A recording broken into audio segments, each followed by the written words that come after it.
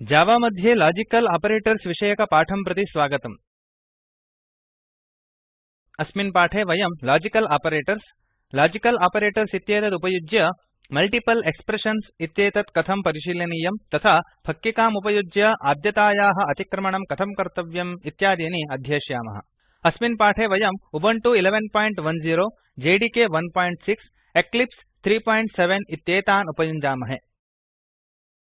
एतस्य पाठस्य अभ्यासार्थं भवन्तः रिलेशनल् आपरेटर्स् विषये जानीयुः, अन्यथा तत्सम्बद्धस्य ट्युटोरियल् कृते अस्माकं जालपुटं पश्यन्तु।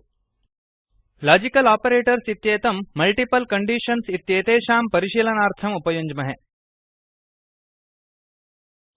जावायाम् उपलभ्यमानस्य लाजिकल् आपरेटर्स् इत्यस्य आवलिः अत्र अस्ति। एण्ड, ओर्, नोट् एतेषां विषये सविस्तरं ज्ञास्यामः। एक्लिप्स् इत्येतत् आरभामहे। अत्र एक्लिप्स् IDE तथा अवशिष्टसङ्केतार्थम् अपेक्षितं स्केलिटन् अस्ति। अहं लाजिकल् आपरेटर्स् नाम्नः पाठं सिद्धं कृत्वा मैन् विधानं योजितवान् अस्मि। वयमिदानीं कानिचन वेरियेबल्स् उत्पादयामः। Boolean b। वयं कण्डीषन् इत्यस्य फलितं b मध्ये सङ्गृह्णीयाम। इन्ट् अगे समं 11। इन्ट् वेइट समं 42। वयम् एकस्याः व्यक्तेः वयः तथा भारं च प्राप्तवन्तः। वयम् 18 वर्षापेक्षया न्यूनवयसः तथा कनिष्ठं 40 kg विद्यमानान् जनान् परीक्षयामः। तत् कथं कर्तव्यमिति पश्यामः। b समं age less than 18 ampersand weight greater than समं 40।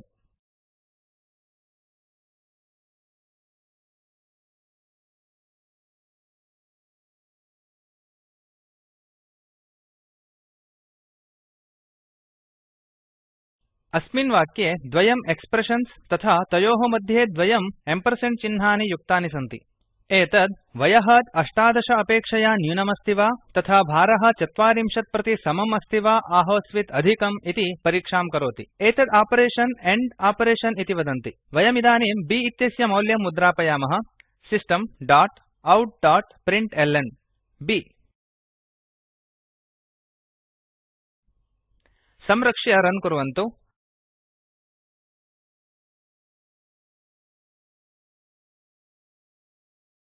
वयमिदानीं फलितं ट्रू जातं द्रष्टुं शक्नुमः, यतः कण्डीषन् द्वयमपि तृप्तिदायकमस्ति। वयमिदानीं वेइट इत्येतत् परिवर्तयामः, तदा एकं कण्डीषन् तृप्तिकरं न भवति। पश्चात् कोड् रीरन् कुर्मः। 42 इत्येतं 32 प्रति परिवर्तयामः। संरक्ष्य रन् कुर्वन्तु।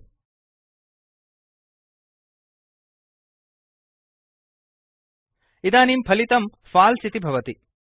एवं किमर्थं चेत् वयसः कण्डीषन् लेस् देन् 18 इति तृप्तिकरमस्ति, किन्तु भारस्य कण्डीषन् ग्रेटर् देन् आहोस्वित् समं 40 इत्येतत् तृप्तिकरं नास्ति। एण्ड आपरेषन् इत्येतस्य फलितं ट्रू भवितुं कण्डीषन् द्वयमपि सम्यक् विद्यमानम् अपेक्षते।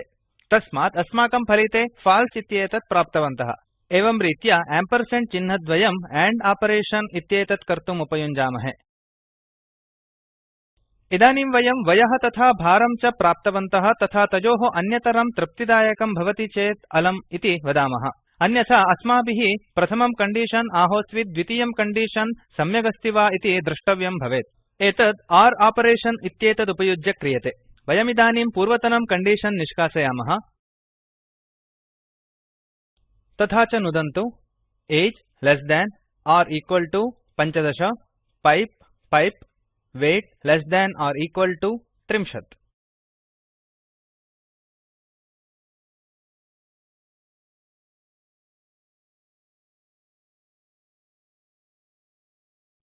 अत्र कण्डीषन् द्वयं तथा तयोः मध्ये पैप् चिह्नद्वयम् अस्ति।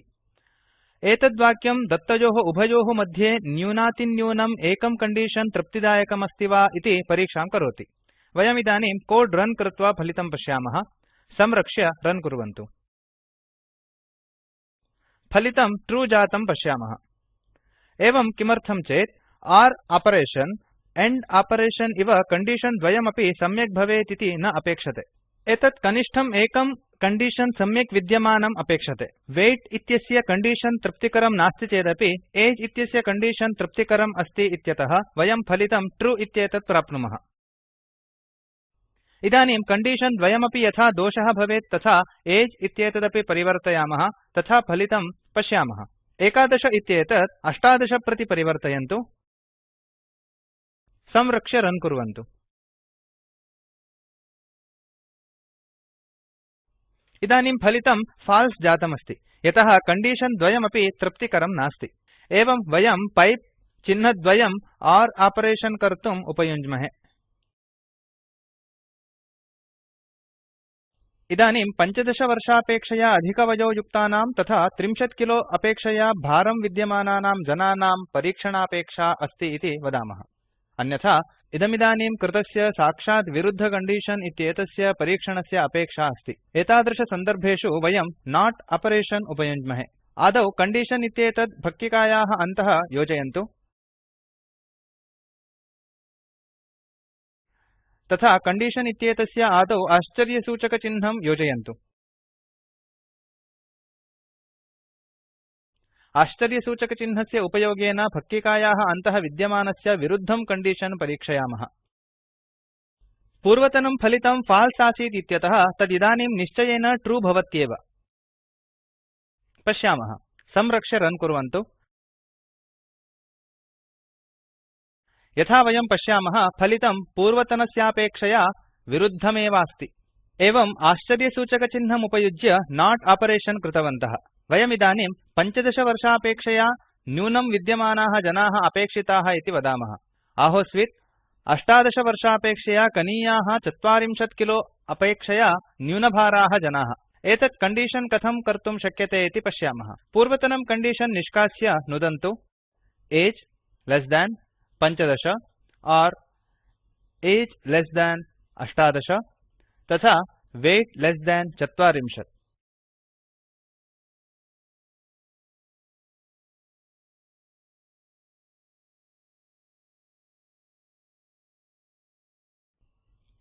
यथा वयं पश्यामः इदं कंडीशन एव भ्रमाम् उत्पादयति।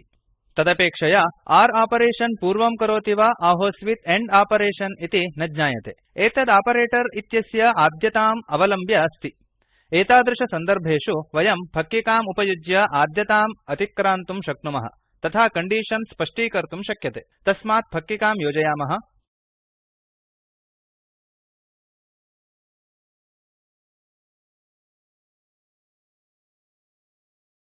कोड रन् कुर्मः। संरक्ष्य रन् कुर्वन्तु।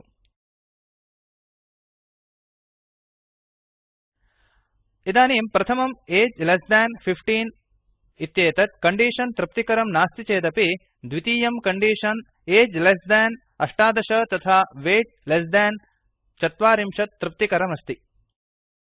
तस्मात् फलितं ट्रू जातमस्ति। नियमानुसारं फक्किकायाः उपयोगः सन्दिग्धतां निवार्य एक्स्प्रेशन् स्पष्टीकरोति। एवं विधया मल्टिपल कंडीशन्स् परीक्षणार्थं लॉजिकल ऑपरेटर्स् इत्येतत् उपयुञ्ज्महे।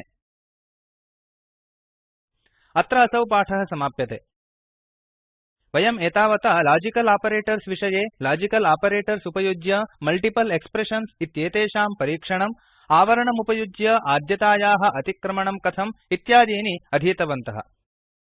अस्य पाठस्य अभ्यासरूपेण दर्शितं एक्स्प्रेशन् द्वयं सममस्ति वा इति परीक्षां कुर्वन्तु। एतत् स्पोकन् ट्युटोरियल् प्रोजेक्ट् विषये अधिकं ज्ञातुं कृपया एतस्मिन् लिंक मध्ये प्राप्यमानं वीडियो पश्यन्तु। एतत् स्पोकन् ट्युटोरियल् प्रोजेक्ट् सारांशं वदति। भवतां समीपे समीचीनं बैण्डविड्थ नास्ति चेत् एतत् अवचित्य द्रष्टुं शक्यते। पाठमिमम् आधारीकृत्य स्पोकन् ट्युटोरियल् गणः कार्यशालाम् आयोजयति। ये च ऑनलाइन परीक्षायाम् उत्तीर्णाः भवन्ति तेभ्यः प्रमाणपत्रमपि ददाति। अधिकज्ञानाय contact@spoken-tutorial.org एतत् ईमेल द्वारा सम्पर्कं कुर्वन्तु। Spoken tutorial project talk to a teacher इति परियोजनायाः भागः अस्ति। एतं प्रकल्पं राष्ट्रिय साक्षरता मिशन ICT MHRD भारतसर्वकारः इति संस्था समर्थयति। अधिकज्ञानाय spoken-tutorial.org/nmeict-intro अत्र पश्यन्तु। अस्य पाठस्य अनुवादकः बेंगलूरुतः रुक्माङ्गद आर्यः तथा प्रवाचकः ऐ ऐ टी बाम्बेतः वासुदेवः। धन्यवादः।